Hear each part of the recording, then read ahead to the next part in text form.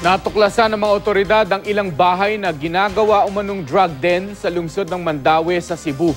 May isang napatay sa operasyon. Makibalita tayo kay Chona Carrion ng GMA Cebu. Matapos sumuko sa uplantukhang ng pulisya sa Mandaue City, hindi pa rin daw tuluyang nagbagong buhay ang mag-live-in partner na tulak umano ng droga. Sa isang operasyon ng pulisya, nanlaban umano sa mga pulis ang tauhan ng mga sospek na si alias MM. Napatay siya ng mga pulis. Nga nakita na mo kanang napatay, nagunit og shotgun ang sumbuan diri gid sa amo. Mo tong naunang gid sa among kauban. Naaresto naman ang isa sa mga target na si Jacqueline Bacos habang nakatakas ang live-in partner niyang si Crescenciano Hirana. Arestado rin si Buenaventura Bargamento na naaktuhang bumibili umano ng droga sa mga sospek.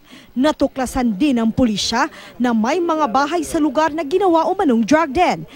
Sa ilang bahagi ng lugar, may mga nakasabit na lubid na may lata sa dulo at base sa investigasyon ng pulisya, tuwing hihilahin ang mga lubid at tutunog ang lata, hudyat ito na may bibili ng droga. Mutingog na siya. Mutingog na siya kung girahon ni. Okay. Ang tao ato ra dito.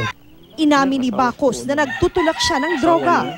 Nami mari day mo sambay tagaan sabi ko di man gilang may perman kamakaon. Nya. Mami mo trabaho. Bago dinala sa presinto, naging emotional pa si Bacos habang kinakausap ang kanyang 2 taong gulang na anak. Love kritika. Okay. Hindi naman nagbigay ng pahayag si Bargamento. Chona Carrion, Nagbabalita, Pilipinas.